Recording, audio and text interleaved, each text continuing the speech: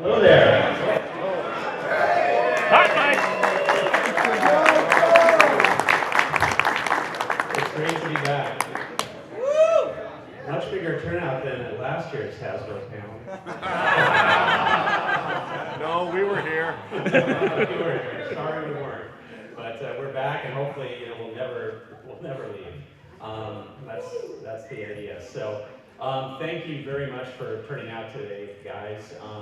It's we were able to save some things to show you this year, and that's what we're going to take you through. Mark, why don't you let's take it away? Good morning, and my first JoeCon, so I'm thrilled to be here.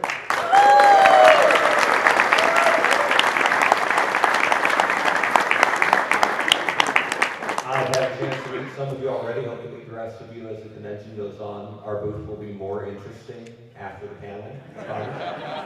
And either Daryl or I should be around for the rest of the convention and really want to talk to fans, get to know the fans, let them get to know me a little bit, and as we all move forward and get some G.I. Joes. So, we're going to start with meeting the team. It's a small team, but focused, and most of you, I think, know or have met Daryl Priest, but some things you might not know: wrote the collectible G.I. Joe in 1998, joined Hasbro in 2001. He has more G.I. Joes than you. almost sure about that. But he does also have more Hawaiian shirts than Chuck does.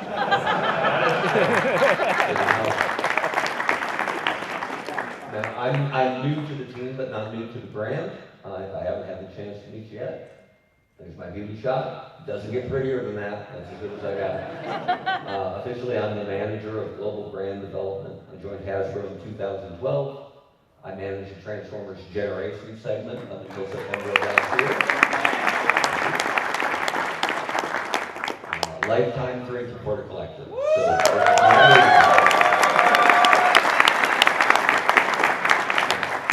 Most interestingly, my skin turns purple in the sun. Well done. So I want to say, we're the team that's here, but we're not the only team that's working on G.I. Joe. So we're representing our design and our engineering and our project management team and packaging team. We have a whole team that's dedicated and passionate behind G.I. Joe. We just couldn't get any of them here this weekend. They're all hard at work on Joe related and other things too. So our main designer is John Violet. So John, we were trying to get here, but he's got a pressing project, and we had to let him not come. So he gave us his notes for inspiration, which we're going to salt in throughout the presentation. So John Violet he was the designer of last year's TRU 50th line, the designer of the line we're going to show you, and we're working on John for the future of Joe. So he effectively took over for John Warden, who many of you remember and love very well. So he kind of took the baton handoff, and on our first conversations with John Violet, we realized he's just as crazy and deep into Joe as John Warden was. So you've got a spirit. He's got a little bit of a different approach, but that spirit and that passion runs deep. It's you guys personified. So. Moving ahead, next thing we're going to get to is how the Joe brand is being activated with some of our partners out there, and Daryl's going to walk you through. So the G.I. Joe brand, of course, has such a deep heritage in American pop culture that we have a lot of folks who come to us and want to partner with us on expressing that. And so we've got some great partners, and there's a lot more to come here too. So I'm just going to give you a sample here. First of all, it's IDW Publishing, and they're a great program, fantastic storytelling partners to have here, and they've got 3 current books. The first book is written by Karen Travis, the core G.I. Joe book. It's a very different approach to G.I. Joe, and what we love about that is it's kind of typical of what G.I. Joe in comics represents. G.I. Joe has been such a different, mutable canvas where you can tell lots of different stories. You see a lot of different experimentation over the years, and Karen's got another unique take on G.I. Joe. Larry Hama's book, remains, front and center, one of the cornerstones of the line. We couldn't be prouder to continue to work with Larry to bring out, new storytelling that ties to the core, stories that we love growing up. I say we. I read it later than a lot of you guys did, but that's what I fell into the spell with, in G.I. Joe. I started reading various comics, and then whoosh, I had to be absorbed into the 3 3/4 world as well. So it's a dream come true to see Larry's vision continue. And then, of course, occasional miniseries stories. The current one by Mike Costa, an amazing writer who just does such amazing stories. Anyway, IDW is a fantastic partner, and we look forward to kind of the next generation as it evolves. One really special new project that was started about a year and a half ago, I think, is a partnership with Amazon and their Kindle Worlds program. Now, what's really different in today's world, social media and the ability to distribute content has upended everything. The internet has been the most disruptive innovation of our lives. And at the same time, it presents unique opportunities. Everybody has a voice. I was talking to some folks earlier. Is DeWitt out here in the audience? Hi, how you DeWitt, doing? right there. Yep. So DeWitt and I go back to the early days of Usenet news groups, right? Alt.toys.G.I. Joe, back in the day when we were posting. Really the first time that people could start to post publicly, our passion and kind of contribute to the lore and collecting of G.I. Joe. Today that can be expressed in a much different way. Partnering with Kindle Worlds, we have been one of the very first brands that has allowed us to give control to the fans. And Kindle Worlds is a publishing program where literally fans can immerse themselves, they can own G.I. Joe and write their own visionary storytelling for G.I. Joe. And, unlike, other companies that may say, well, that's not, canon or that's not official, we're kind of letting you, the fans, democratically embrace Kindle Worlds. And I'm very proud to say that on Kindle Worlds, you can put up the titles now. These are some of the authors who will be here today on the panel. So Justin Bell, Bill Nidro, Troy Osgood, amazing writers. Amazing writers and Justin Bell.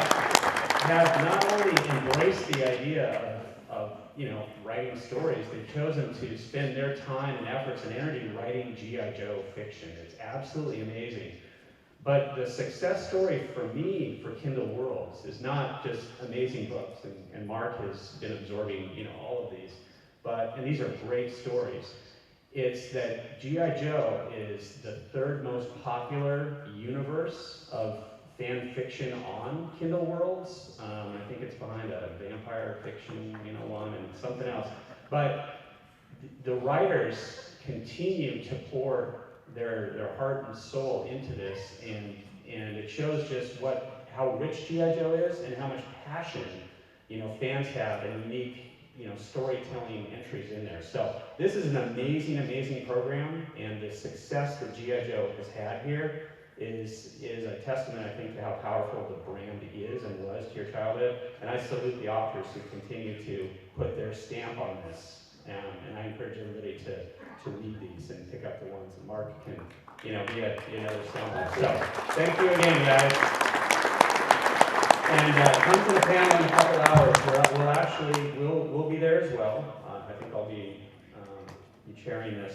We'll have a very special announcement that will tie together Kindle Worlds and the world of action figures. Next, in the world of video games, there's going to be a lot of very interesting things unfolding in the next couple of years for G.I. Joe, but I want to talk about 2 real quick. G.I. Joe Strike. Hasbro took a controlling interest in Backflip Studios, one of the lead app game developers, a couple of years ago, and we're seeing their first G.I. Joe game called G.I. Joe Strike. It's a fun little, I wouldn't say it's a little game, it's an ambitious game for an app game, but that'll be coming out, I think, in a month, called G.I. Joe Strike. So look at that from Backflip. And then also, a super cool game that came out actually at the beginning of the month is from Linden Labs, a version of their highly successful Blocks World games. They came to us and said, we want to license G.I. Joe and do a playable world with Blocks World. And if you guys haven't experienced this, maybe your kids have, it's a super cool experience here, and we've given them the iconic G.I. Joe library vehicles. So this is just a sampling of the things that are going on with G.I. Joe, in addition to the core toy line at Toys R Us right now, but more will come in the future. And I think one thing that everybody asks us is, what's going on with the movie the next movie. And so, we'll tell you, G.I. Joe 3 is an idea. That there has been some public announcements out there, not by Hasbro, but little snippets of news. We're not going to disavow any of those. So it is a project that's moving forward, and as we work with the filmmakers, we'll continue to develop that. So we see that as the next big evolution of Joe, or the big, at least, amplification of Joe at retail. But where we don't have any information, any concrete news for G.I. Joe 3 to announce, that'll be Paramount's to announce. But that will, hopefully before too long, become very public. So we're here to tell you today how we're going to continue our 50th anniversary line. Here we go. Anybody want to see product? So 2015, as I said in my interview with the G.I. Joe magazine, it's going to be similar constructively to what we did in 2014, and that means working with Toys R Us, who's been a fantastic partner for the Joe brand. So look forward to new product at Toys R Us coming this fall. If we want to take a little bit of a comparison, throw up a size chart looking at 2-packs, 3-packs, vehicle packs. 2014, we gave you 4 2-packs. This year we will give you 5. We gave you 3 3-packs. This year we will give you 4. And you had 2 vehicle packs last year, and this year we will give you 2, but a bigger 2.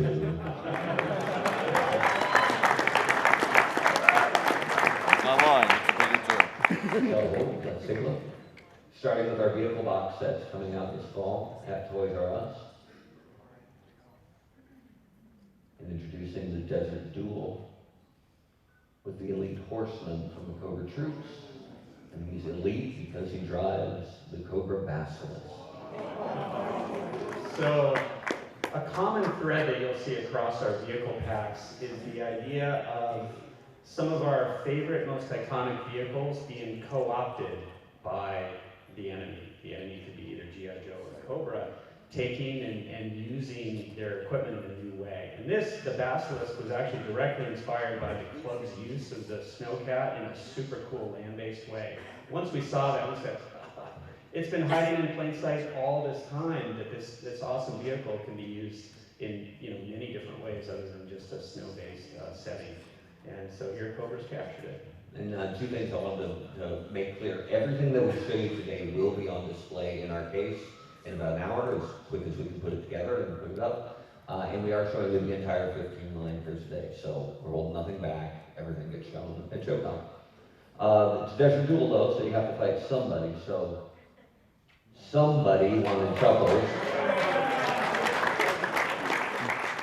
The only character I can cosplay with my closet. And you might, if you can tell, you have to look kind of close to him maybe, but it's a brand new head sculpt for Chuckles, and it's based off his look in Mike Costa's last storyline from IDW. If it's not everybody's favorite, it should be close. So Chuckles, of course, needs a ride, so we're introducing the faux striker. And faux, of course, meaning forward observation encampment. That's maybe a familiar gun, but it's never been on an all-striker before, or a faux striker. So take a look at the new cannon, and what's a forward encampment look like? Now, I like to say it looks pretty good except for the canopy, because I cut the canopy out of felt, because it wasn't back from the factory in time. So the canopy itself will get a little sharper, and it will get a little more camo when we get something in from the factory. So look for updated photography of that. Now there's a number of new tool parts on here to take what is just a great canvas, the Ostriker canvas, and give it a totally new twist. So again, we give a ton of credit to John Violet for really thinking of a very new way to use this, and we love it, the environmental specific aspect to it. But on the front of the vehicle, you notice those are the jerry cans from the van. And they've had a new tool piece to house that, plus a driver shield. There's some new tooling modifications to the cage, so the gun can be put up on top, as well as the connection points for the canopy cover there. So. And we got your machine guns attached to both kind of wings that rotate out from the driver and passenger side. So next we look at the faux striker, but as I said, you get 2 vehicle sets. So we definitely want to show you the Silent Strike. which includes a new look at the HISS tank. And not just bright orange in a septic tank sort of homage, but that's a brand new turret up there with a new railgun that we'll get a good look at in the case a little later on. And if it's a HISS tank, it has to have a HISS driver. Well, one thing that always struck me is that there was always a HISS driver, but there was never a HISS gunner. And that someone's got to be up there, so we have a tag team partner. First time, HISS gunner. So he's basically the HISS driver with the knife like his legs on this, but a brand new trooper type that we haven't seen before. Again, something that's been so obvious. After how many 7 versions of the HISS tank to date, we've never had a gunner, but now we do. So the Silent Strike is again a sort of a dual pack. So we have their HISS tank, and it's going to fight a new look at our G.I. Joe Sky Striker. So this is a stealth-inspired Sky Striker. It's not the Night Force, but it's more a stealth-inspired deco with some really new decals and tampo to be radar resistant. So if it's a Sky Striker, it has to have a pilot. If it's a Sky Striker, it's probably Ace. One of my favorite Joes growing up, so nice to see a new look at Ace with a new helmet. He's got, actually, I think, a Skydive's helmet. And then this is something I'm particularly excited about. I really like new characters in Joe. As much as we all love the old ones, I think you need brand new characters too. So to help spot for Ace on the ground, we're introducing a brand new character, which is Sightline. Okay, so Sightline is a forward observer character. He's not the first one. I think that was Bomb Strike that we had. But this character is actually pretty special. I'm gonna get all choked up. Elizabeth, are you here? Let's see. There she is. Hi, Elizabeth. So Elizabeth and the kids. So this figure was well in development when we got the tragic news of Gary's passing. But we haven't yet created the packaging on any of the art for this, or in fact gone very far on the file card. We just knew we had a forward observer character named Sightline, who, as you notice, is a goggled character. So when we got the news, we quickly said, wow, how can we pay tribute to such an important part of our collecting community? Gary touched us all in ways that will continue to reverberate forever. I really think the community has been forever changed, I think, because of Gary's presence and what he did. So we looked for a way to make a tribute, and kind of it was hiding in plain sight. Not only did we have a goggled figure, we had to name that figure. Now Hasbro has a policy that we no longer name any of our characters after real people, even if they're Hasbro employees. If they're fans on the outside who had a hand in the creation of our figures, we just don't do that anymore. It's policy across all of our lines.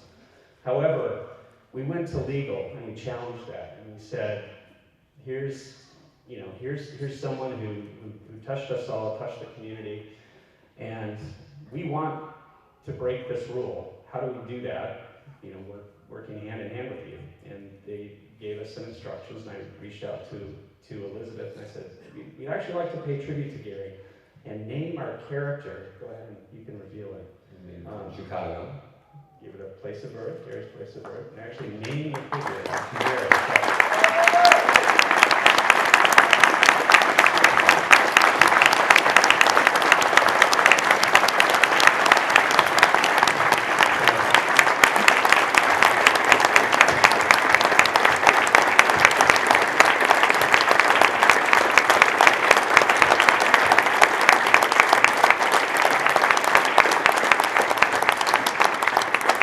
So we asked Elizabeth's permission. That was one of the important things, and she said absolutely. This is great. So what is symbolic about this figure? In many ways, it really hit us. It's a goggle figure. It's perfect. It fits what Gary was about. But in many ways, this guy's role on the team was to be in advance, out in front of everybody, kind of a visionary, if you would, and have a unique perspective that would help the Joe team. And in many ways, that's so symbolic of what Gary brought to the community. I mean, he was, smug, elitist, and arrogant. Those are his own words, not mine.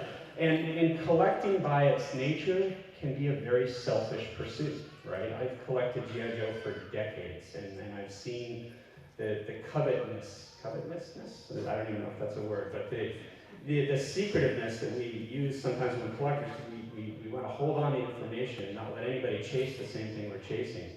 So in what can be a selfish pursuit, Gary was completely the opposite. I mean, I've never seen anybody who, was into sharing the friendship and the camaraderie, and I say this with all candor, in my decades in G.I. Joe, I've never seen somebody who broke the conventions of collecting to build the fabric of a community and make it stronger than ever before. It was the opposite of selfishness. So again, Elizabeth, this is our way to, contribute a lasting legacy. So thank you very much for helping shape the husband of G.I.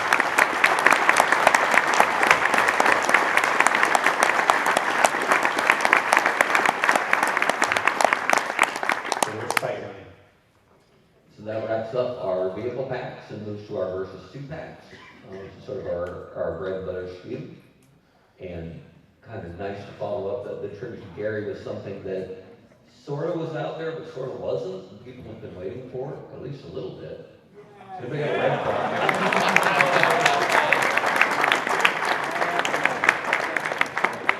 And if there's been one common theme when I've talked to fans this weekend, it's been blowtorch. Well, how can I get blowtorch? Where's the blowtorch? Gotta have more blowtorch. So if we're gonna give you one, probably give you that.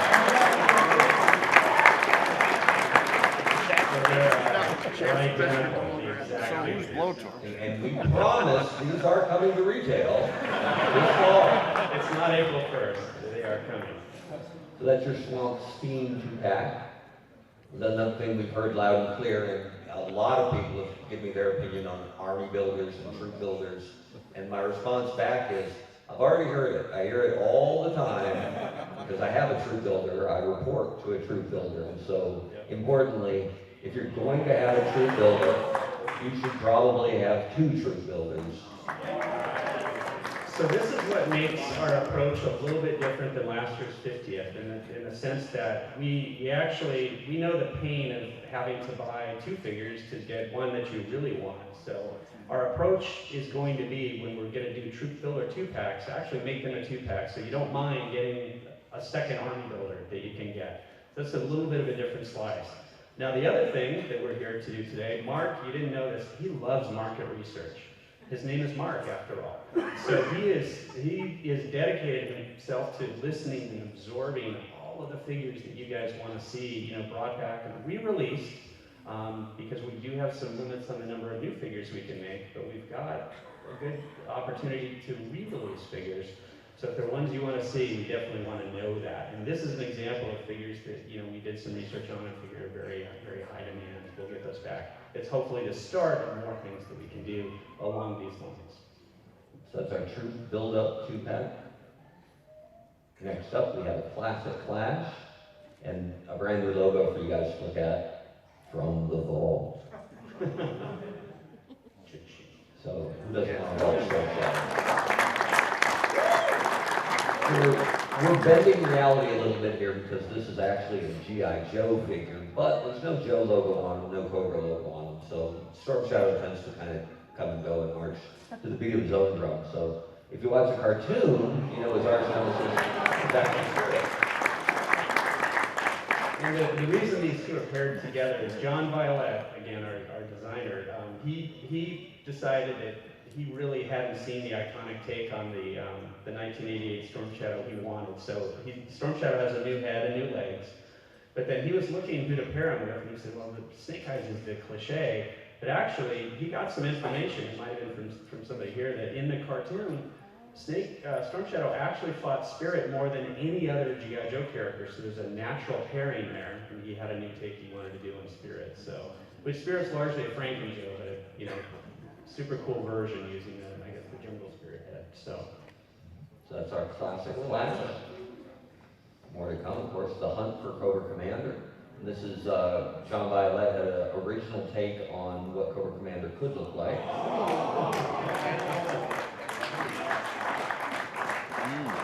I don't know how you describe this one. I don't know, it's a classic gun and a classic look and 2 peanut butter jars apparently. Down the bottom. Kind of a, I don't know, Crimson Guard review dress outfit or something. With the battle helmet. It's a good look, I like it. And It's a great look. someone has to hunt him, so from the vault, we give you a shipwreck.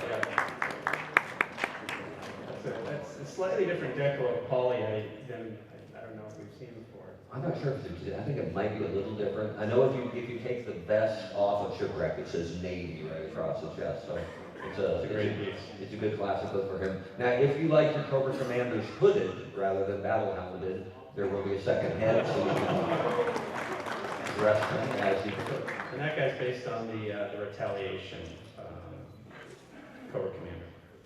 So that's our hunt for Cobra Commander. And then last but not least, we have a set called Marine Devastation. And of course from the vault, we'd like to show you our Cobra Shadow Guard. Good looking figure. Why is it called Marine Devastation? Well, it's not aquatic. But we listen to the fans, we know what you want. We'd love to show you.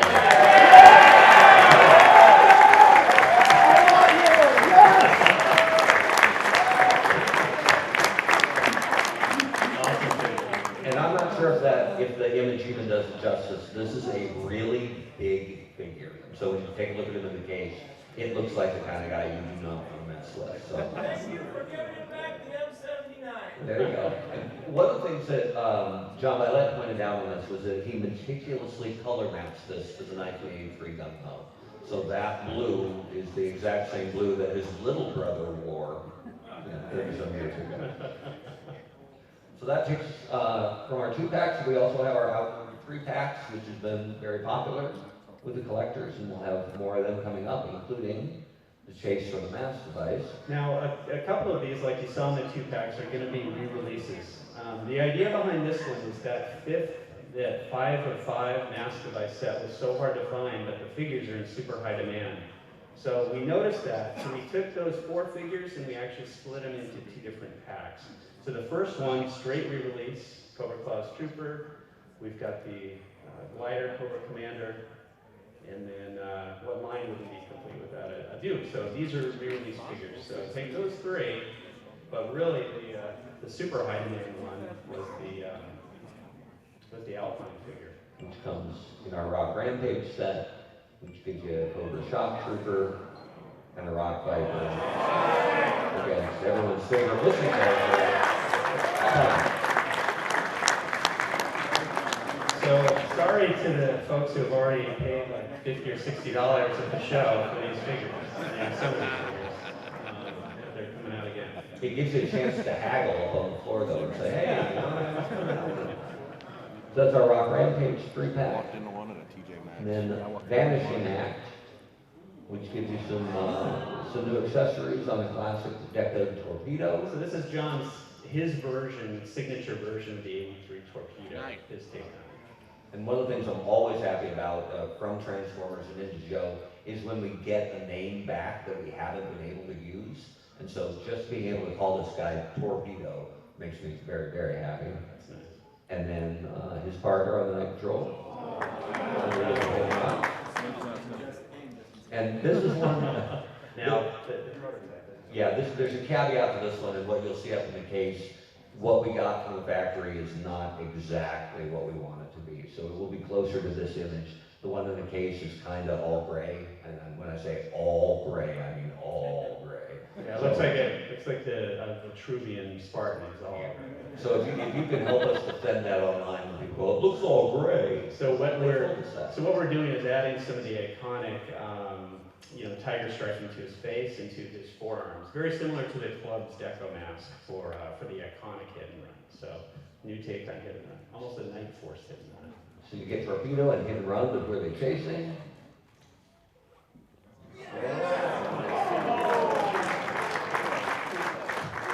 Good looking card hand right there. Crossbow is new for him, and well, who better to chase through the dark than Zartan?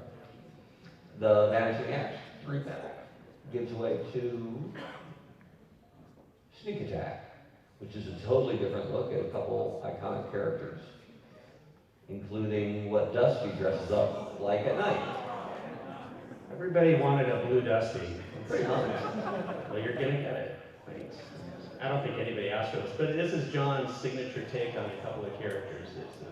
It's his blue period. We like to think this is Bazooka's road jersey. The Carolina Panthers version of Bazooka, I think. Well, eventually we'll do all the teams. And I'm not sure if the picture does it justice, but this is another large figure, again, and gun color, your bookend tackles. But who are they after? Firefly. So it's kind of a reverse gray version of Firefly. So John had this idea. First of all, he's updated him with all the best weapons we have to choose from, but then he kind of reversed out, I guess, the 83 color pattern for it. It's kind of a different look on Firefly. So that wraps up Sneak Attack, and as we get towards the end here, we do have some Hasbro convention exclusives to show you. So just to end, so all the Toys R Us items are scheduled to be on shelf on 8/1, so all of them will hit 8/1. All right. And yep, so that's the TRU line. We've got 2 items for Comic-Con. So our Comic-Con convention exclusives coming to San Diego, and we'll show you first our Crimson Strike. So this is touching on what we said earlier, kind of flipping some conventional vehicles that have never been flipped before. Here is the Sky Striker as if captured by Cobra and outfitted for, I don't know what the Crimson Twins ceremonial flyover. But the deco here is actually, as we were looking at the Sky Striker, there's some really cool molded in details here that almost look like the serrations of a snake. So we talked to John and we said, you know what, there's something, you'll see it when you see the model, but there's something very Cobra-like here, what can you do with it? He said, I know what I can do with it. So his idea was to deco it as if the Cobra is striking. So it's kind of the back of the Cobra leaning forward with the jaws of the Cobra, and it ties in nicely to the deco that's actually on the Sky Striker. It's like it was always meant to be there to be a Cobra version someday. So Cobra Scythe. It's an advanced jet, but it doesn't fly itself. And much like the Silent Strike, it needs somebody on the ground as well. So it has an Alley Viper officer to help spot on the ground, and then the pilot as well in the Air Viper advanced pilot. So that's your Cobra half of it, but it does have to fight something on the ground. There you go. So if they can take a Sky Striker, I don't see why Joe can't take a hiss with the brand new railgun turret.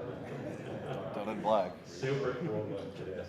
We put this together and influenced a lot by the early Joe vehicles, the rapid assault motorcycle and the heavy artillery laser. So when we were trying to name this, we tried to figure out exactly what we were looking at, and we figured that it was a captured, his integrated, mobile, energy, railgun advanced. Add that all up, and we have the G.I. Joe pack.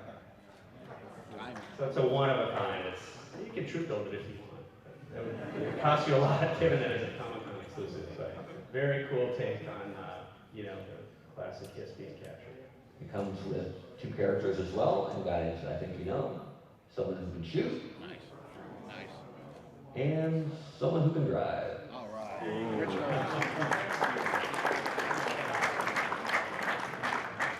And to throw a tiny Easter egg out there for you, John Violette is from Pennsylvania, and so is Steeler, hence the Steeler name. So if you look real close, he's got a logo, but only on one side of his helmet. So that's our Crimson Strike pack. I think we avoided NFL infringement. Absolutely. Oh, come on. So one of the things that I think is really cool is the box of come in. Some really, really nice artwork there. And this is the Hasbro Toy Shop exclusive, so you'll be able to get this from the Hasbro Toy Shop this July Comic-Con. We do have 2. We have a different take, a little bit on the Desert Jewel. We've plussed up that pack a bit. For Comic-Con, by now you're very familiar with the Cobra Basilisk. And the driver, the Elite Horseman, will be a bonus figure that comes that is exclusive to the Comic-Con pack, and it's a different look at our Cobra Air Trooper, and that figure will only be available in that Comic-Con pack. So it's a forward observer, forward spotter for Cobra, kind of the first time we've done that for Cobra as well. And you've seen the Foe Striker, you'll see a Foe Striker in this pack as well as the encampment with my Bad Michael's home improvement canopy, which will get better. And then you've seen Chuckles, of course, who will come in the mainline pack, but there will be an exclusive figure in the Comic-Con pack, and this guy called Nightbox. So this will be, I think, a better version of Nightfox. We've done him 2 times now. The last time was a crappy figure in Retaliation. So this will be a better version of Nightfox. So what makes this set different? This set is kind of like the Danger at the Docks version that Entertainment Earth sold for Toys R Us last year, Comic-Con. And Entertainment Earth will be selling this. This is a Toys R Us Comic-Con exclusive. The thing that's different though than last year is that it will come with 2 extra figures. It'll be the main base set you can get at Toys R Us, and it's these 2 extra figures that are going to differentiate it. Unlike last year though,